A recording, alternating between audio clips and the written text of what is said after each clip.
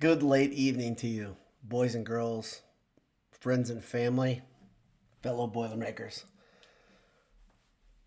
Purdue's improved to 32 wins on the season.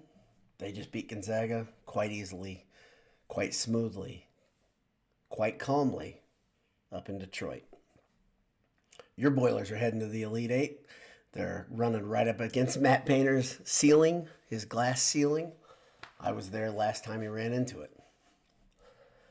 I've had a little bit of time to enjoy the afterglow, the bask in the post game fun, and I've got a lot of thoughts. This is weird. This is weird. We're gonna talk about it, but before we do, I want to thank our friends at Home Field Apparel.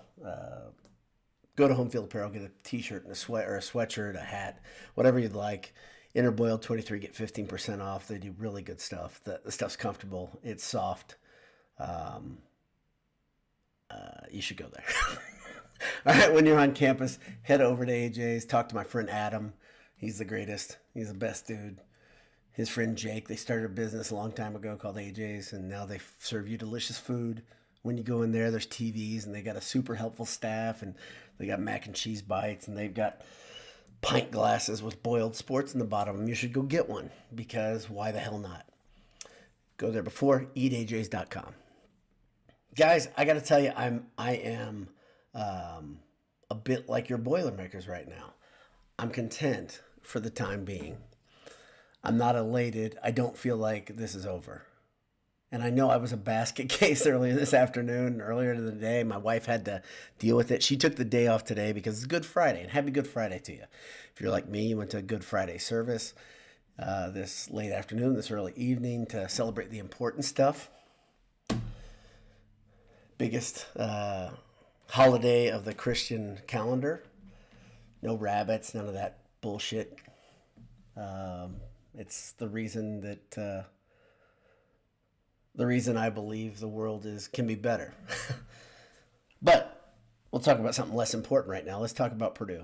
Purdue earned their 32nd win today. They beat Gonzaga 80-68, and they did it in somewhat of a cool, calm, controlled effort. They showed Gonzaga who the better team was. We have been hearing about it for days, right? We talk about this. You get to the second week and you have days to hear the media talk about how great whomever is.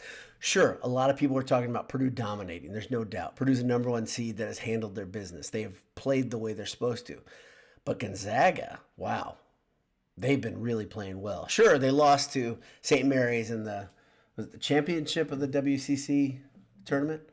The stupidest tournament in America because of the design of the bracket. It's the dumbest tournament. And I just keep getting reaffirmed that West Coast Conference is exactly what I think it is. And I tweeted about it. Guys, Gonzaga's a good team. I'm not going to take anything at all away from Gonzaga being a good team with good players and good systems and a coach that has teeth that are worse than mine ever were. And I had to take 5 years of braces and oral surgery. Just absolutely, I had a destroyed mouth. His teeth as they stand right now. Come on, man. You're a millionaire, a multimillionaire. Go to an orthodontist. Holy crap, Mark. Do something about those chiclets, brother. But until he does that, we're just going to talk about Matt Painter and how it seems to me Matt Painter has turned over another leaf. The once stressed out Matt Painter who would show the stress to his players in the timeouts is now a cool, calm, and collected dude. He's a guy that says, you know what, we're going to slow this game down to a snail's pace. We are going to make it so boring that Gonzaga loses interest and just starts fouling the crap out of our bigs because we're better. And Purdue showed they're better.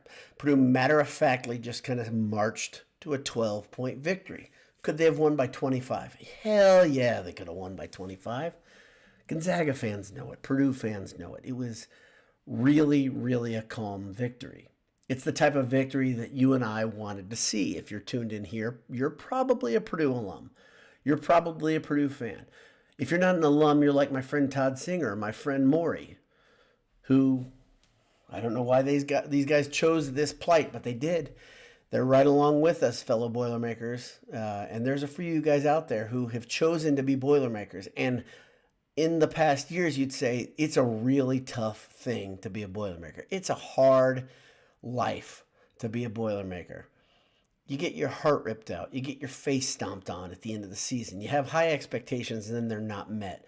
Well, today, all expectations were met as Purdue and Zach Edey and Braden Smith and company simply handled their business. And how did they do it? We're going to talk about it in a second. I'm going to look at the stats, but before I do it, here's what I want to tell you what I saw.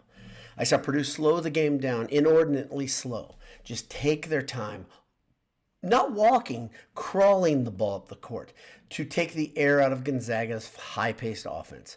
Matt Painter said, "Hey, Mark Few, I see you over there." And guess what I'm going to do? I'm going to take your lunch money, and I'm going to grab it, and then I'm going to go buy candy bars because I feel like doing it. I'm going to eat them. No, I'm going to take them out of the package. I'm going to throw them on the ground. I'm going to say, "That's your lunch money, brother. You can't go get lunch now. I just threw your Snickers on the ground." Matt Painter just spun Mark Few into a freaking tizzy. Let's be really honest. I will be hard on Matt Painter, and I am well aware of Matt Painter's shortcomings. I have been at games where I was like, what the hell, Paint? Get a guy on your bench you trust so much that he can help you get over your problems. This year, we are contrasting that. We are looking like a different, brand new era where Purdue not only comes in as a number one seed, but then they play like a number one seed. Time and time and time again. We're at the third time. 6 wins makes you a national title winner. 5 wins put you into the championship. 4 wins, that's one more in Detroit. 4 wins get you a trip to Phoenix, where you are one of the top 4 teams in America, and all of a sudden you are regarded as elite. All of a sudden, the monkey would be off Matt Painter's back. The idea that he doesn't belong in the conversation. All of a sudden, the things that he's been talking about, the theories that he's been testing, and not quite getting over the hump, finally have come to fruition. How did it happen? Well, in the first half, you're like, dang, man, if you're anything like me, what's going on? Why isn't Edey hitting his shots? And he wasn't. He was missing bunnies. I thought he missed 3 or 4. No, he missed 2. But what else was happening? Well, Lawyer was pretty quiet. And I was like, okay, we need Lawyer, Jones, Smith to combine for 30 points at least, right? To make it a big 3, you need certain things to happen. But to get those 3 with 30 points, you effectively neutralize Nimbard and company. Instead, they earned 36 points, I believe. I'm going to double check that here in a second. But how they did it was awesome. In the first half, it was Lance Jones. Lance Jones knocked down a couple threes. Lance Jones took it right to the teeth of the Gonzaga defense. Zach Edey got everybody in foul trouble. The guy who looks like Theo Vaughn on Gonzaga, who's a punk, he was ineffective. He didn't affect Zach Edey. Zach Edey just like, okay, whatever, little fella. Whatever, little brother. Give him a noogie, and he ran. He said, go away. Go away. I think the game ends out with Ike fouling out. I can't remember their names right now. And 2 Gonzaga big men with 4 fouls. That's how it ends. And it felt like all 3 were going to foul out. And they could have. But instead, Purdue let their foot way off the gas and said, hey, guess what? We have some respect for the Gonzaga basketball program. And Matt Painter handled it classy, as he has been doing the entire season. Let's talk about stats and let's talk about comments. Let's get to this. Goodness gracious, I hope you're happy tonight. I'm happy. I am trying to do everything I can to get to Detroit without completely breaking the bank on Sunday. It's Easter, the best holiday, like I said, the most fun. My family, we're all getting together, and I'm like, okay, I'm not going to be able to concentrate. I'm going to be a basket case that day. I should just get to Detroit. So I'm trying to figure out how to do that. My buddy who's been cracking open the Boiler Gold, if you've been following us on Twitter for every victory, he's on the hunt for me for tickets. Maybe LBD and I will be there in the house. We're trying to figure it out right now. I want to be there when Painter breaks through, and I think it happens Sunday afternoon. I really think this is different. Boy, I hope it's different. I've been waiting for a long time, but this Purdue team looks like they have the best player, and then on top of that, they got a bunch of just killers. They got a bunch of guys that understand their role, too. Guys like Ethan Morton who say, you know what? I used to be a starter. 2 years ago, I was even a starter. But now I come in and I just give 2 cheap fouls at the end of the half because that's my role. A bunch of guys like that. You have Mason Gillis who said, you know what? We're not hitting shots. I'm going to knock down a couple threes because that's what I do. And then I'm not going to shoot again for the rest of the game. I think that's what happened. That's what I remember it anyway. Let's look at stats, guys, girls. Thanks for tuning in. I'm glad that you come to Boiled Sports after the game. It's part of your ritual. I know you gave a lot of time to enjoy a bit of the post game right now. Creighton is down on Tennessee 29-27.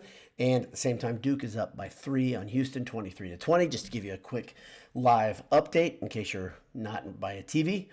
Let's talk a little bit. Purdue improves to 32-4. Purdue has already shattered their all-time winning streak, or won games in a season. 31 was that record. They tied it. I believe they tied it. And now they have taken the all-time victories in a season record. This team is really good, really special. Tonight, Trey Kaufman-Renn was a little bit quiet. Granted, he had 18 and 8 last game. Today, he only has 6. Now, let's look at some really, really good things now. Zach Edey, 27 and 14. Zach Edey, like I said, at the end of the first half, I think he had, I want to say 11 and 8. 11 points, 8 rebounds. And they were quiet. Quiet. I thought, and I hoped, Purdue would come out in the second half, smack Gonzaga with a hammer, and just end them. And they really didn't. They came out, smacked them with a hammer, extended the lead to 10 points. And then they said, okay, now we're going to take the air out of the ball again. And they did it. I think Edey played like 40 minutes. I'm going to double check that for you right now. Edey played 38 minutes. Smith played 40 minutes. Jones played 31 minutes. Lawyer played 34 minutes. Kaufman-Renn played 15. Gillis 27. Heidi just 11. And Colvin 4. Early in the game, it looked like Purdue may have been a little bit of trouble because Heidi got in foul trouble. Lawyer wasn't super effective in the first half. And Painter started looking at the bench. But at the same time, there was not a shred of panic. There was not a little bit of Purdue saying, man, this isn't working. I didn't detect that. I never detected that. I'm sure you're the same. If you're a Purdue fan, you're just like, okay, let's see things kick on. Let's let it percolate. Let's let it happen. On top of Zach Edey's 27 points and 14 boards, you had Braden Smith. We said he was due for a good game, right? Well, this is a pretty good game. I don't know if you're into college basketball, but I am. I like it. I like college basketball. So if I tell you a guy has 14 points, 8 rebounds, and 15 assists, all while turning the ball over just 2 times, you'd probably say, that's pretty good. Braden Smith, pretty good. I think we can say that. This guy's an All-American candidate. He's a Bob Cousy Award candidate. He's a finalist, whatever you want to call it. He's an all-Big Ten point guard, and he shows it. He goes out and he does his frickin' thing. He's got to get that damn triple-double. Let's hopefully see it during the NCAA tournament. Wouldn't that be fun? Many of you said that in your comments. By the way, thanks to everybody. I know we had like 1,000 views on the QuickCast as of this afternoon. And the thing that was crazy to me is not only were there 1,000 of you that watched it, but you had like 40 people commenting, just kind of being like, holy moly, I'm stressed too.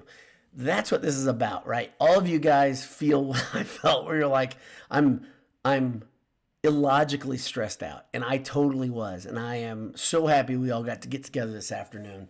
That was a lot of fun. It did make me feel better. I was able to actually be productive in the afternoon. I went back to work and actually worked. When I say get back to work, it's right here. I work at this desk at the Boiled Sports studio here, whatever you want to call it. Fletch Lawyer had 10 points and 2 assists, and I think he did most, if I'm thinking correctly, I think he did most of his work in the second half. Fletch Lawyer had such a grasp on the game, and we have badmouthed. When I say badmouth, that's not fair. Some of us, I'm going to put us all together, have said Fletch Lawyer deserves to be losing minutes at minimum, and some of you said put him on the bench. But Fletch Lawyer, here's all he does. Here's what Fletch Lawyer does. He knows everything that's happening on the court. He's got a big brain. And then on top of that, he's got big brass cojones. And he takes the big shot, and he takes the big drive, even when it feels like it's not the right time. And sometimes you're like, don't do that, Fletch. But it works out a lot of the time. Fletch is extremely healthy right now. And I've talked to LBD about this. I don't know if Fletch was hurt this season. And I got to tell you, that's the story I'm going with, that he was hurt and quietly Purdue handled it and said, play through the pain, because this guy looks like a different guy at this point. Fletch Lawyer is playing big-time ball. Lance Jones, like I said, 12 points in the first half. He ends with 12 points, 3 assists, 1 steal. On top of that, let's see, you've got Heidi off the bench with 5 points. If you guys and girls don't see the value of Cam Heidi, he had a huge play where he was down waiting in the corner. Someone threw the ball up the court to him, and he bombed a 3 in the first half. And my good friend, probably one of my best friends, he's like a brother to me, my god brother, he says, last year that's Morton who gets that ball. And everybody loves Ethan Morton because he's a man of duty and he stayed the course. But Morton's, even when he's shooting well, he's not a bomber. He's not a guy that just says, give me the ball, I'll take the shot. Heidi took that shot, and it was a key shot. Lawyer took a big shot on the top of the key, a big 3 that really created space in the on the scoreboard. Heidi also had a big finish, I believe, around the rim. Gillis, like I said, had 2 threes. He finishes with 6 points, 3 assists on 2 of 3 shooting. And all of you, including me, I say we're lumping us together again, who have said, dang, Gillis got to look for his shot. He's got to hunt a little bit. He's patient. He knows his role. He plays his role well, and it's very, very good for Purdue. So some of the other stats that you guys, if you have tuned into these post games all season, you'd say, okay, what did the turnovers look like? Was Purdue near their danger zone? Well, not this time. Not this time. Remember, they beat Gonzaga by 10 points, and they turned the ball over a lot way back in Maui. This time, they turned the ball over just 9 times. Most of them came in the first half. Purdue was in cruise control in the last 12, 15 minutes of this game. If you didn't get to watch it, go back and watch it on DVR. You'll enjoy it. You'll have a great old time. Purdue hit 70% of their free throws.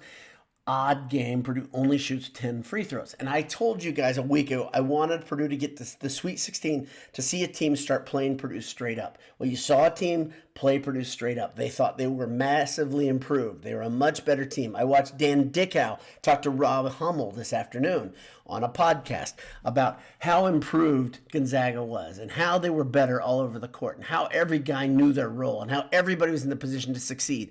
And yet, holy moly, is Shed hurt? I think Shed is hurt on Houston. I just saw him I think that was Shed. That matters. That's in Purdue's path. Okay, let's not worry about that. Sorry, distracted. I don't usually keep a game on, but this is a fun night. But Purdue hits 7 of 10 free throws. They only shot 10 free throws. Guys, girls, we've been watching Purdue shoot 23, 25 free throws because teams have decided to play whack-a-zack. Right? Just beat the hell out of Purdue's elite 7-footer. Not tonight. They said, okay, we're going to play you straight up, mostly, except for, what's the guy's name? Greg. The guy who looks like Theo Vaughn. Greg hit Edie across the face. He grabbed him around the waist. He grabbed him around the shoulders. He did a lot of cheap stuff. Ike had a cheap one too, but mostly he's just big, strong dudes battling, right? The last foul that Greg had versus Edie in the first half, right before the end of the first half, pissed Zach Edey off. You could see it on his face. He was done with that, and he kind of just said in the second half, you don't belong on my court. You don't belong here. Maybe later, little fella, but not right now. Purdue hits 45% of their three-pointers because guess what? They're a good team. They're a good shooting team. They were second best or first best, depending on the week you looked at it. Between Kentucky and Purdue, they were neck and neck all year. Purdue hits 45% of their three-pointers because they're a good team. Purdue out-rebounds Gonzaga 32-25. That was a back-and-forth battle, especially at the half. I think I tweeted incorrectly that Purdue was down in the rebounding battle only because my sports app hadn't updated. Purdue was down. Then they were 1 up at the half. Good game, guys. And if you saw one thing, if you saw Purdue go and put their name on the big foam core board of the tournament bracket in Detroit, if you remember back to when Carson Edwards put his name, or Purdue's name, not his name, Purdue's name on the foam core board after beating Tennessee. It was a triumphant, water-filled celebration in the locker room, right? They were throwing water bottles on each other like champagne. Go back, check the Boiled Sports Twitter feed if you want to see it. We've got it on as our banner. We've had it up there since 2019 because that was such a big game. Now, compare and contrast the way Purdue put their name on the board. One guy goes up, puts his name on the board. He goes, hey. And I really can't tell because I got bad video and someone showed it to me on their phone. It was either Colvin or Martin. And you guys can tell me who it was in the comments. Goes up, slaps the Purdue on the board to get him to the Elite Eight. And why was that not more of a celebration? I'll tell you why. Purdue is here for bigger things. Plain and simple, bigger things. Let's talk together, everybody. MHC says, yeah. Boiler Bugle says, woohoo. Pat Gottschall says, clink, clink, choo, choo. I need a drink. Okay. Kevin Albuquerque says, that beautiful rattle of the ice. It's a wonderful noise. It's a sound of victory. Ryan Michael Anthony Harrington says, take it one game at a time, and they are. Kelly Rizzo says, yay. Kelly, thank you for being here. I don't remember your comments being here. Thank you for being Kelly here. Thank you for being Kelly here. Thank you for being here, Kelly. Pat Goschel says, never nervous. Okay, yeah, okay. Then I think is joke. And I can tell you, I was nervous. I was nervous until I figured out what Painter was doing. And I tweeted this out. So probably right before, 5 minutes before halftime, my brain started going, wait a second. Braden Smith is walking the ball up at an inordinately slow pace. This is what Painter did versus Illinois in Champaign. And this was all by design. And like I said, Painter, Smith, Edey, Lawyer, Jones, TKR, Gillis, Heidi, Colvin, they had a plan and they executed the plan. Big things today. John Harrell, my pal John Harrell, says, feeling good. Good to see you, brother. Adam says, let's stink and go, or something like that. How are you, Adam? Jason Ringer says, hell yeah, Boiler Dowd. Good to see you, Jason. Adam P, OMG, what a fantastic team. They look the part, do they not? Andy Day says, man, that felt good. Pat Gottschall, this team is on a mission. Enjoy it. Andy in Colorado says, good evening. This is a special team. Jason D, all business. I'm going to forward down here. Get T-Rick, BTFU, reminded me to always never get worried about the Zags after they again cruise through their JUCO level conference. I don't know what always never means. I guess that means you just absolutely don't ever do it. I think that's what you mean, T-Rick. I'm going to forward down here. Need to be in verse says, rarefied air, Boiler fans, cherish every moment. Okay, so in case you're keeping score, which you might be, of things like, when was the last time Purdue goes to the Elite Eight? Well, that was 2019. I was at that game. In Louisville with LBD, and I watched Purdue get their heart ripped out by the eventual national champs, Virginia. I was also at the game way back in, 1994, when Glenn Robinson had a messed up hip and Purdue lost to Duke in Knoxville. I was not in the Elite Eight game in 2000 something when they lost to Wisconsin. Was not there. I'm going to do everything I can to get there. I want to see this thing busted through. Not only for, like I said, not only for Matt Painter, but for Gene Katie. We've been talking about this for a long time, boys and girls. Andy in Colorado says, like you said, special team. Okay, let me see if I can go down here. Kevin Albuquerque says that was a good Gonzaga team, but with only 7 deep, you could see Purdue's bench advantage. Yeah, attrition matters, absolutely matters. And Purdue has been steady. Purdue has stayed healthy. They have not taxed themselves. This is what they've been pointing towards, and they look like this is what they've been pointing towards, and they look like they are on a damn mission. Ted Berkey has a fun little thing here. 40 minutes till the Final Four. 40 minutes till the Final Four. That's fun just to say. Nathan Dolan says, great start to the second half with TKR putting Watson in a bind. Watson got in trouble, and then Purdue started frustrating him where you're like, why are they even fouling? You'd watch the dumb fouls mounting. Right now I'm watching highlights of Braden Smith changing speed. Mark Few giving Edey a big hug. Yeah, there's a lot of respect there, so that's nice. Adam W says, thanks all who came to AJ's tonight. It was loud like Mackie. That is awesome. And I made you a promise, Adam. If Purdue gets to the Final Four, we're going to do something. We're going to have a live broadcast. I don't know how we'll do that depending on travel and all that, but I'm going to come see you. We're going to do something. I can't wait to see you again. I think it's going to happen. But I got to tell you, Tennessee worries me. I told you, I saw my bracket has Creighton beating Purdue because I'm worried about Creighton's shooters as much as anything. Right now, Creighton is up 1 on Tennessee at the half, just if you're keeping score at home. Brian T says, Ethan sacrificing with 2 personal fouls to prevent a score at the half. What a soldier he has been. Glad to see the crowd show him love. Yeah, that was pretty awesome. The good folks, the good Purdue folks in the little Caesars Arena in Detroit gave him a big O there. That was awesome. Henry Winokur, not Henry Winkler. Henry Winokur says, I felt like wearing the Big Ten season champ shirt would curse us.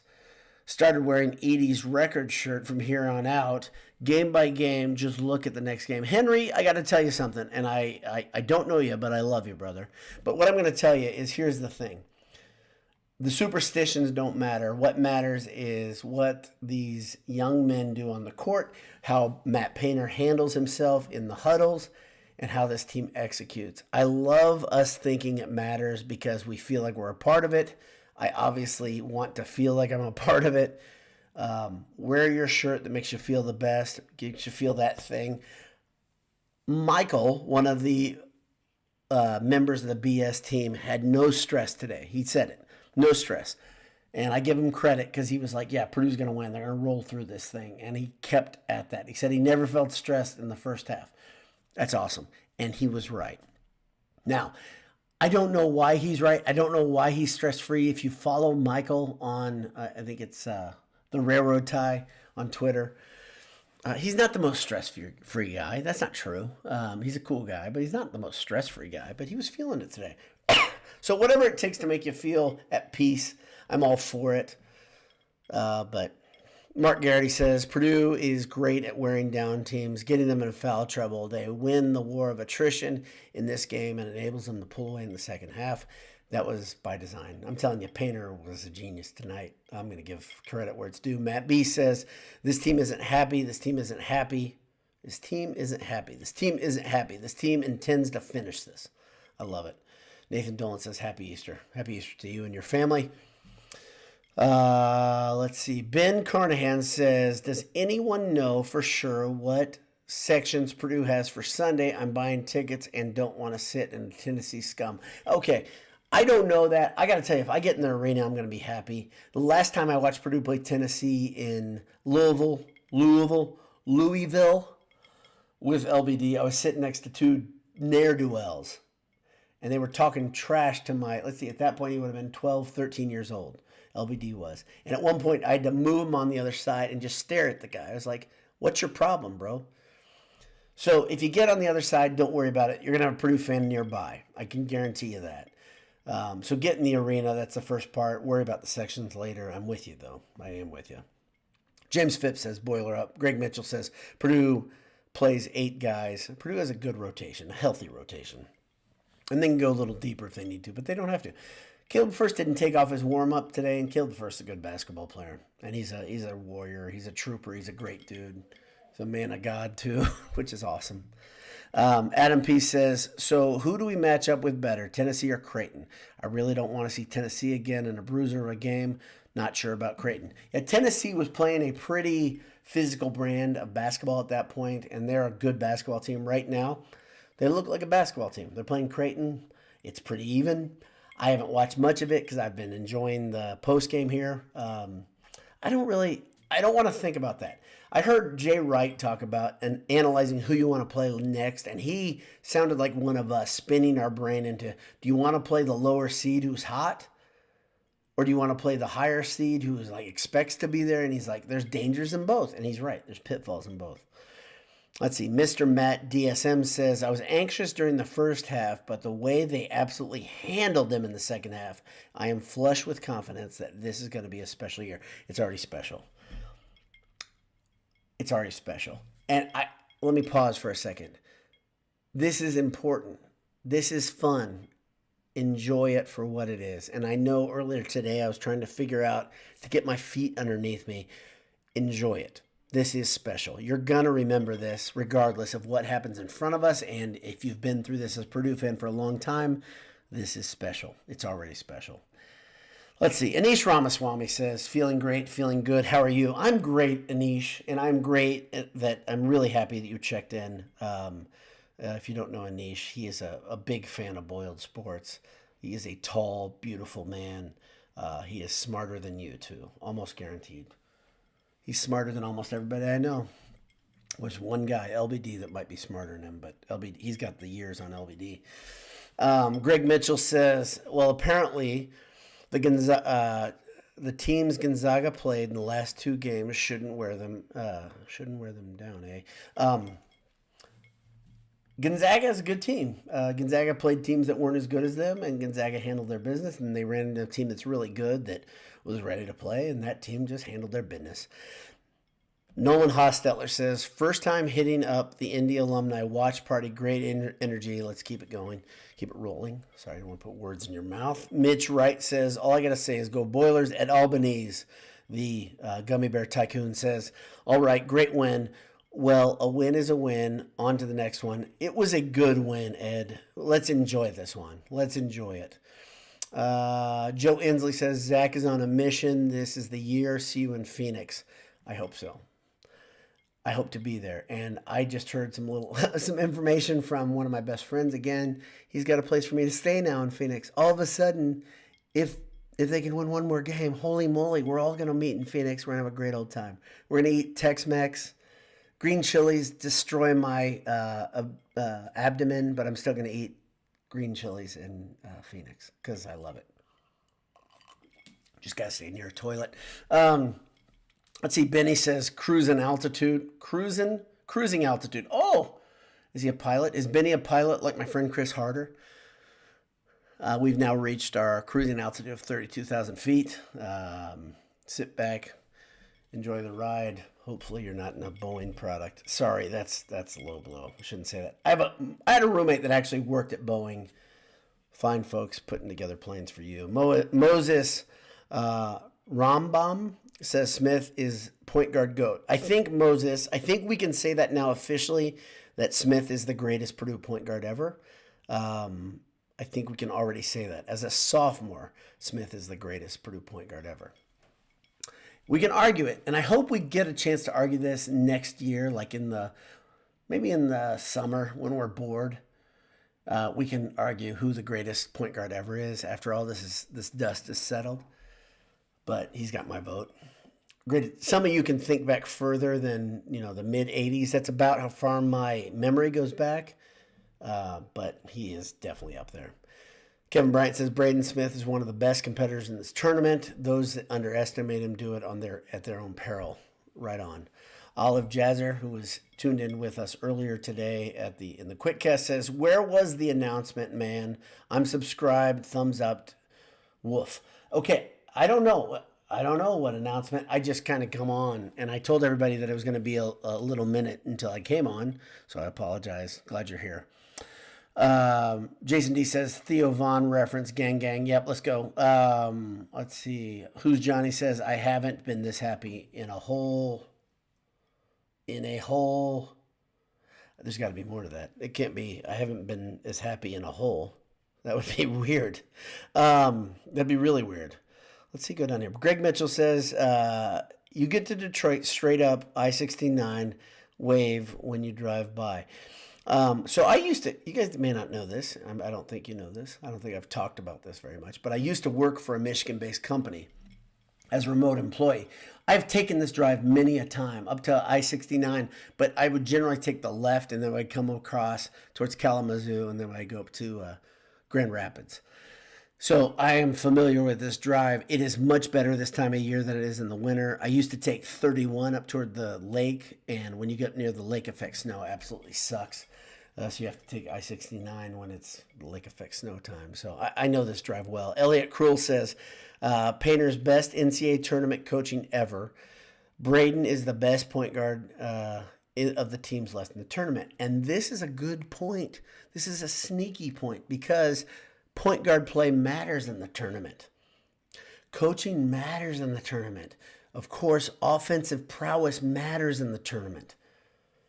Purdue's got a lot of things. They're sneaking up on some people. Somehow,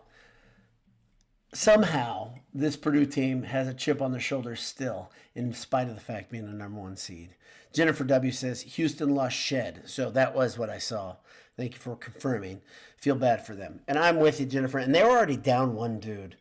That's tough because Houston's a really good program. And I really don't have anything against Houston. In fact, I kind of root for Houston because IU hates Kelvin Sampson still. So that's one of the teams I'd like. Thank you for confirming that. Brent Williams says, Boiler up, what a special season. Benny says, everyone contributed. TKR was magic to start the second half. Fletch and Zach were amazing. Jones is back. The Noodle, my virtual pal for many, many, many years. I don't know the Noodle other than I like the Noodle. I think the Noodle is a funny dude. I assume that is a man. I think it's a man, but I don't know the Noodle. And the Noodle says, hate to see Shed go down. That sucks. I don't know what if you're going to be in Detroit on Sunday, and if I'm going to be in Detroit yet. I don't have anything confirmed. We need to like high five or give a bro hug or something. The Noodle. I don't know what your name is. Nathan Hartman, who I do know. Nathan Hartman and I are football buddies. Says BTFU HTFD. I don't know what that means, but I know the first one. JL says methodical. How Braden Smith is not an All-American is laughable. Agreed. Let's scroll down a little bit. Let's see if I can find somebody who hasn't made a comment yet. Keep going. Ancient Astronaut says hammer down. Boiler Fool says Fletch has accepted the role. Fletch is healthy. Fletch is focused. Fletch is the guy that you want with the ball in his hands. Let's keep going. Nemanja Chalison says, B. Dowd is scared of Tennessee, but we all are scared of Rick Barnes. What? Dude is terrifying. If he wears a black hooded robe, I'm leaving. Okay, I'm going to give you real talk, Nemanja.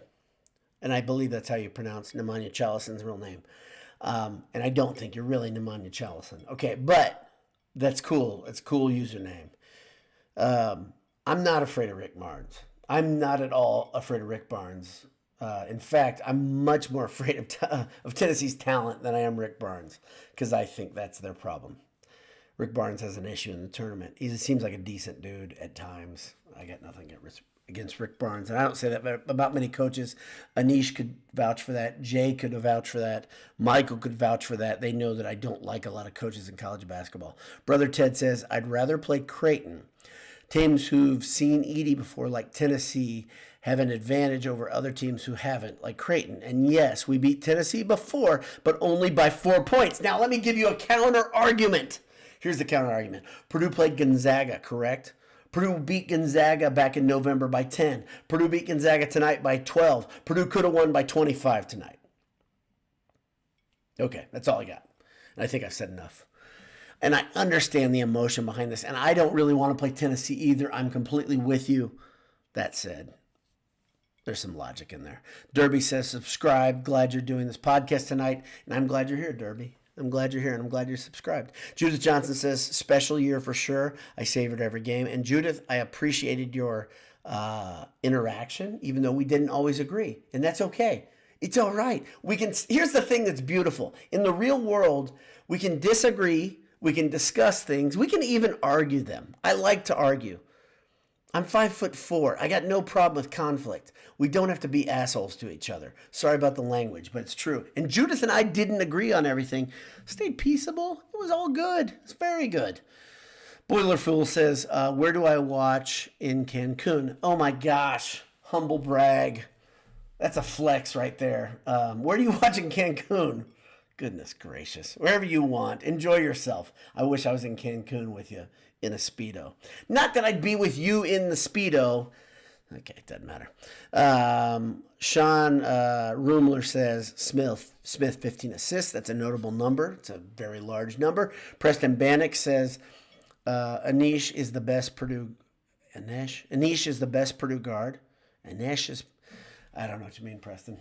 Are you talking about Anish Ramaswamy is the best Purdue guard? He's the greatest. I can tell you he's a big man. He's 6'4". He might be a Purdue guard in the real, like, if you're comparing the real Purdue players. He's 6'4", and he's a legit 6'4", and he's tossed my shot at the 2-5 headquarters. Some of you guys out there know where 2-5 is. You know the owner.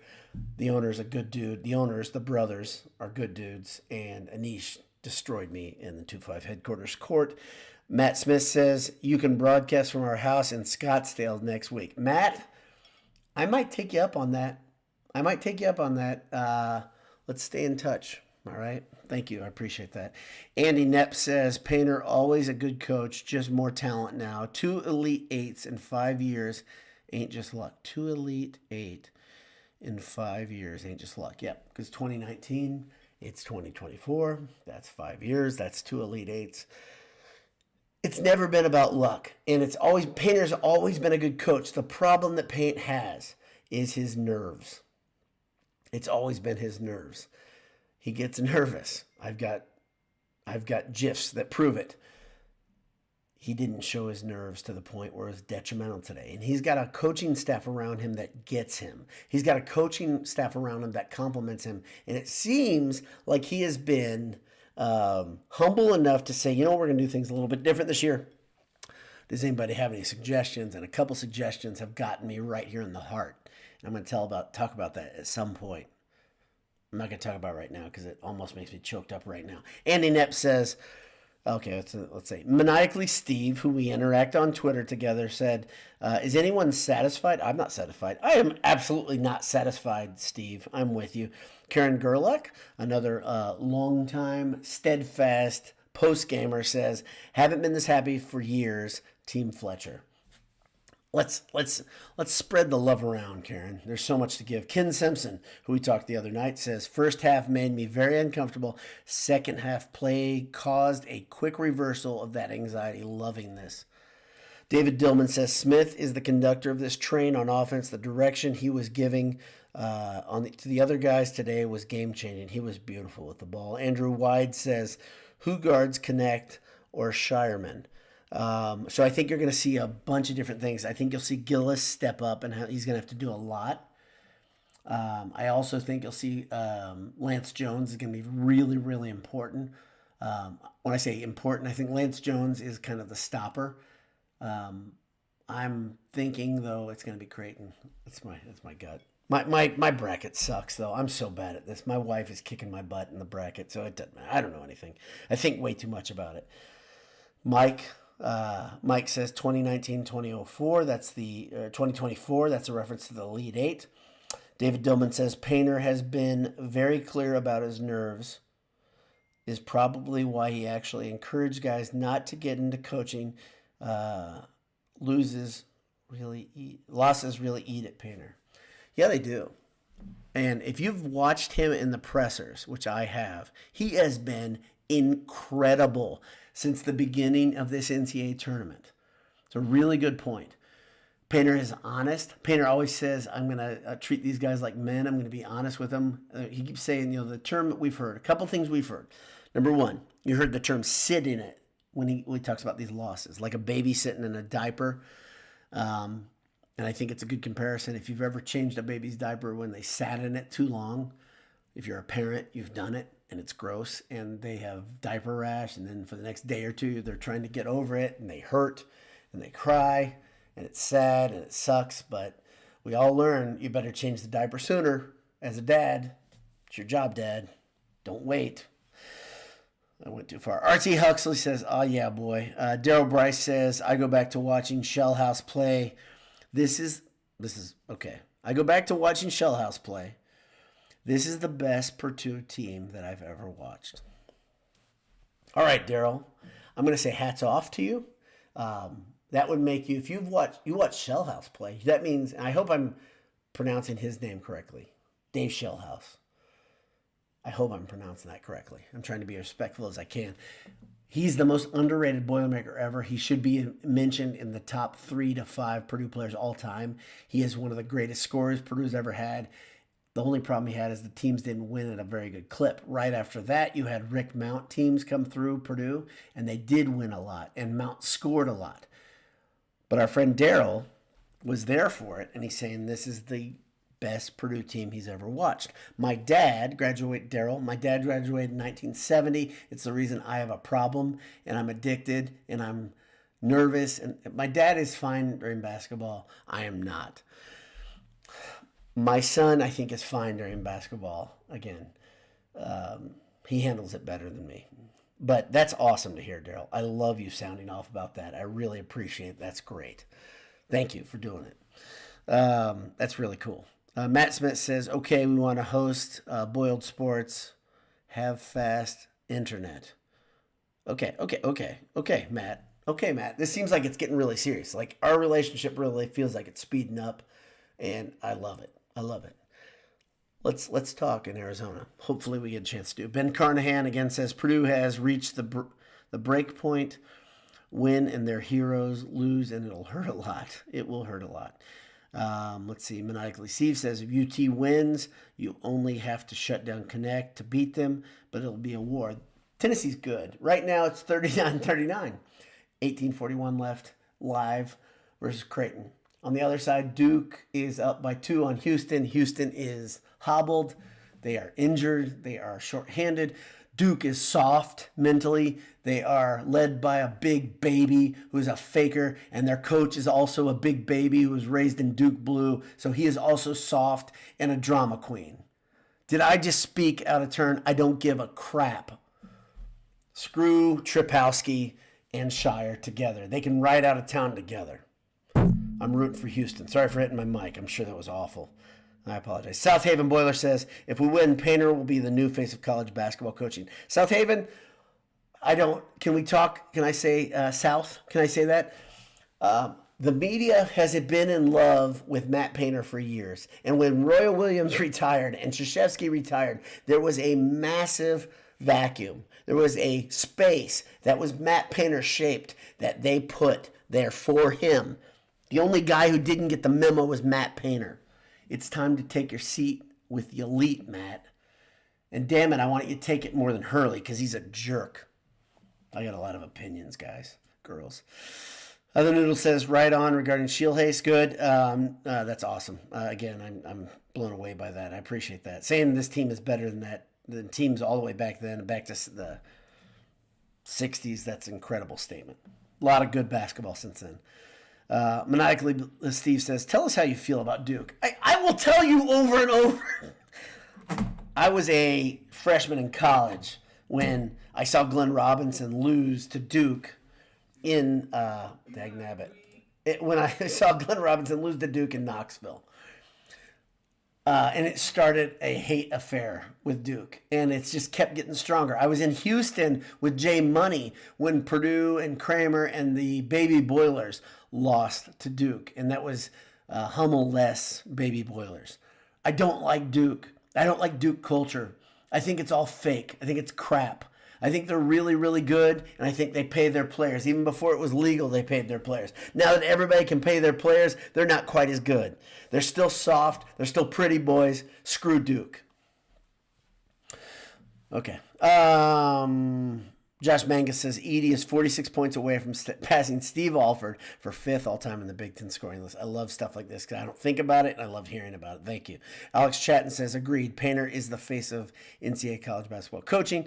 David Dillman says Hurley is a fitting name, and he has a little emoji of a dude throwing up. Hurley, yeah, I'm not a fan. Adam P. says, okay, who in the room wants to get boilered out a few Boilermakers to drink in Phoenix next week, and someone ask him about his thoughts on Filipowski. His name's Tripowski. I've already moved it. Guys, girls, I hope we all meet in Phoenix. I cannot wait for the opportunity. And I'm 40, like I said, I'm 48. Many of you are my contemporaries. Many of you are older, many are younger. As Purdue fans, we all deserve this. I don't say that very often. I don't say deserve, because deserve is a tough word because it shows entitlement. We're not entitled as a bunch. We're a hard-working bunch. But damn it, we've earned this shit because it's been hard. And guess what? The thing I always think about, maybe you guys think about this too, when and if, regardless of what Purdue does this year, I think about things, and I'm a mess this way. I think about David Jenkins. Do you guys think about David Jenkins? Maybe this is weird. I know he only transferred a year, but I love David Jenkins. I got to meet David Jenkins. I talked to him in the halls of Mackey Arena, and we took a little walk outside, not just he and I, but he and I, my dad and my daughter. After the Michigan State game, Dave Jenkins and I walked down Northwestern together. It was cold. And I was like, I like David Jenkins. And David Jenkins, like, he was on that team, 16, beat number 1. Dave Jenkins deserves this. You know who else deserves this? The Purdue teams that have kind of fallen short. And it feels like you're all standing on the shoulders of those teams as this team does their thing. I want to see this so damn bad, guys. I want Gene Katie to see this so bad. I want my dad to see this so badly. Kevin Bryant says opinions are like a-holes. Everyone has them, but yes, Duke is puke, yes. Andy Knepp says, once Painter breaks the seal of the Final Four, it's just the beginning. We'll have an Izzo-type run, if not better, minus the a-hole part. Now listen, Andy, why do I edit myself and say a-hole sometimes and curse the other times? I don't know. Ask the guys at Boiled Sports. I will curse sometimes in the text thread if it's impactful, and other times I will put the little asterisk. I don't know why I do it. And you don't know why you do it either. But here's the thing. Izzo's going to retire soon. Painter is going to be the dean of Big Ten coaches. Painter is going to carry the damn flag for the Big Ten, and he deserves this. He deserves this because he busts his ass. He does things the right way. He recruits players. Somehow he gets them to stay in this godforsaken era of college basketball. Purdue players come to Purdue, and they stay at Purdue. That's awesome. It's incredible. It's not normal. Find me another program like Purdue right now. It's not that you're just dreaming this, guys and girls. It is not. This is special. And damn it, yes, Matt Painter deserves that seat at the table. He does. He's missing Final Fours. He's missing national championships. If he breaks the seal, if he gets past this ceiling, the Final 8, if he gets to Phoenix, watch out, because Purdue has many more swings in them because the roster is incredible the next few years. And likable. Not only really good at basketball, but they seem like they're good dudes. That's a lot of fun. Andy Messmer, my friend, says, I can confirm Duke is easy to hate. Thank you, Andy. Andy, I don't know if you have any plans of going to Phoenix. I hope to see you there. I haven't seen you in a long time. Jennifer W. says, redemption by beating Duke and Phoenix. Holy moly. Wouldn't that be just a beautiful bow to put on the whole thing? And I got to tell you, I wouldn't be worried about Duke. That's a program that I'm like, if Purdue gets to play Duke, give me all this in a bowl. I want it. I want a big spoon. I want a big bowl. And I want to go right at that damn color blue. It's time to break through this. It's time. Gary Crawshaw erased his message. Prakash P says, found tickets for $150. Count me in. Okay, Prakash, that's my breaking point. How did you know? Literally, I'm not kidding. I just gave my budget to somebody. A good friend of mine. I said $150. That's where I want to. That'll get me in the arena. That's awesome. Prakash, you and I should connect in the Little Greasers arena. Let's see. T-Rick says the ones that leave regret it because they become irrelevant. Ross L. says, I went to the Purdue-Tennessee Bowl game. I have never been around more obnoxious fans in my life. I, too, was at that game, Ross. I walked across that damn bridge, which you probably were on the bridge with me. We moved very, very slowly like cattle going across that bridge. It was unseasonably warm that evening, but we got to enjoy that walk, right? Because we were the victors. That was fun. That game was ridiculous. Let's see. Let's go through all of them. Maniacally Steve says, do we hate red, blue, or orange the most? Hard to say. Houston red, Creighton blue, Duke blue, Tennessee orange, IU red. That's a good question. Creighton has 39 points. Tennessee is stepping on Creighton. I don't want to say it's over, but it looks like Tennessee is putting them away. And if you want to fear something, let's fear this. Let's fear this together. Let's grab the fear by the freaking ears or the lapel or whatever you want. Purdue has beaten Tennessee a couple times. Tennessee is due. Purdue is going to have to play their best game. And guess what? All the stupid-ass Tennessee fans who you've been hearing from on Twitter and Instagram and the comments section are going to be out a lot the next 2 days. I would highly suggest just avoid them or whatever. Handle it wherever you want. It doesn't matter. If Purdue wins, they'll still be out. Here's the dumb thing. They're a stupid enough fan base that somehow they'll find a way to talk trash even after they lost. I always say this. Don't talk trash if you're not at a point of power, meaning you've got the higher ground. Don't talk trash. Don't do it, Purdue fans. Don't do it for me. Purdue's got the higher ground.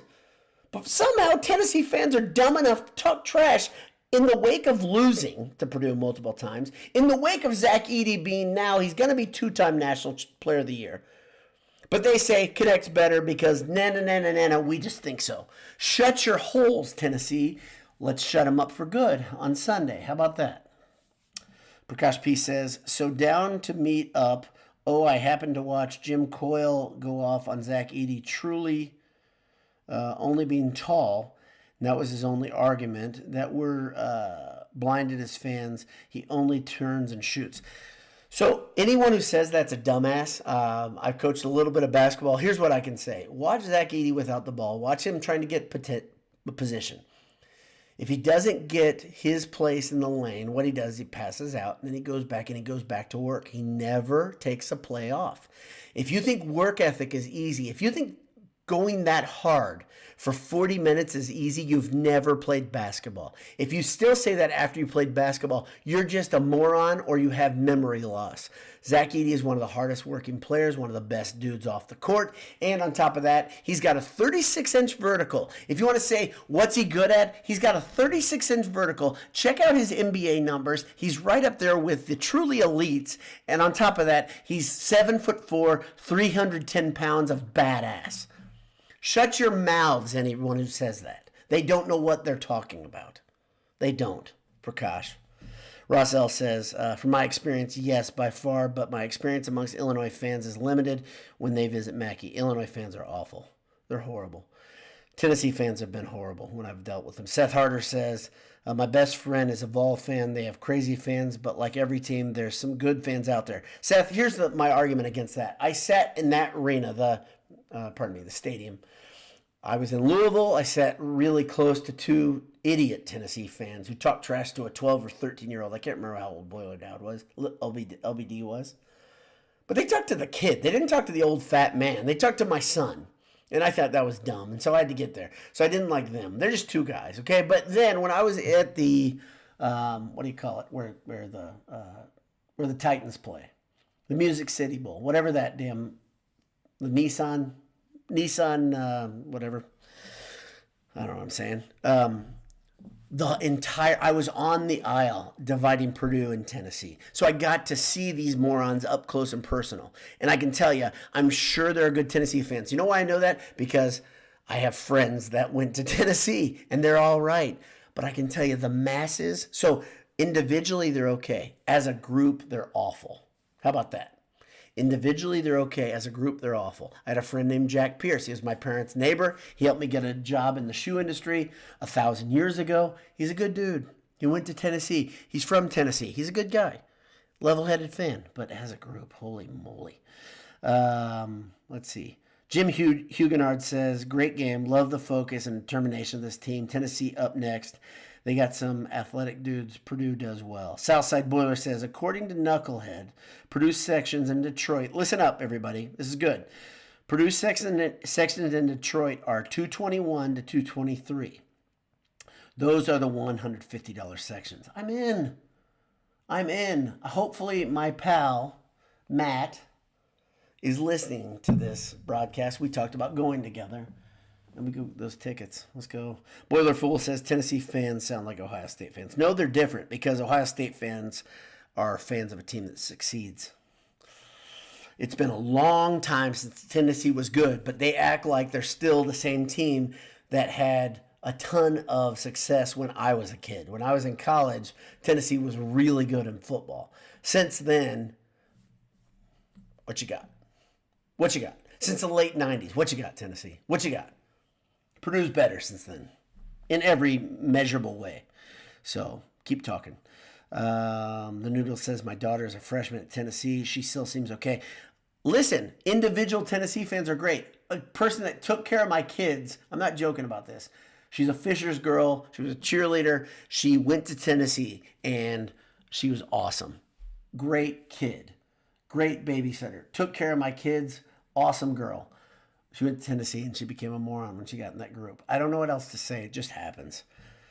Michael JB says, attended the Music City Bowl versus Tennessee. Me too, Michael. Their fans were the absolute radical, ignorant, borderline abusive, the poorest fan base anywhere. And I tend to agree, Michael. And I was sitting in a row with a ton of ex-Purdue football players. I was just lucky to be there. I didn't pay a ton for tickets, but I was like around these big, strong dudes who are bad guys. And I was like, I felt pretty safe regardless of what was going on. But they were awful, awful. And we were in nice seats. We were in the 100 level. We were in the corner by the end zone where Purdue won the game, that goal line. We were right there. And they were horrible. And then walking back on the bridge, they were still awful. So this is like not imagined. I'm with you. Totally with you. Regardless, Tennessee is up by 13 right now with nearly 12 minutes left on Creighton. And I don't have the other score because they're showing a Masters commercial. And I think that's it. I have crossed an hour. I'm happy. You're happy. Let's go enjoy a good night's sleep. Let's wake up the next morning on Saturday. Get ready to celebrate the resurrection of our Savior. If you're Christian, if you're not, that's okay. You can still enjoy Easter. But it's a big deal. And if we get to meet in Detroit, let's do it. So I'm looking forward to it. Regardless of who Purdue plays, it's time for a breakthrough. Let's enjoy it together, everybody. Let's see. I haven't seen this person. At 64, D. Willie says, Tennessee still might choke on Blue Jay feathers here. Yeah, I wouldn't. Listen, Rick Barnes can do that. Right now, it looks like Creighton's going to score right now. Boom, they did. Just scored. And I'm on a streaming service, so now they're down 12. Yeah, I wouldn't put it. Rick Barnes is still coaching. Talk about a guy that feels pressure. That's your dude. He feels pressure in the NCAA tournament like nobody else. So, no. I would not. I'm not a betting man. I don't bet on sports. I have never bet on sports. But Rick Barnes, oh boy, Tennessee starting to tighten up. Oh boy, right around the 10-minute mark. Creighton's driving. They're down by 12. They're going to score here. I can just feel it. Regardless, next time we talk, we'll know. And I hope it's in person at the Little Caesars Arena. Hammered down, boys and girls. God bless you. Yeah, Creighton's cutting this lead. It's down to 10. Ken, if you're watching right now, I hope you're watching live because I saw a picture of Ken watching live, watching Purdue put the thing away versus Gonzaga. Ken, hope you're good. I think you're good.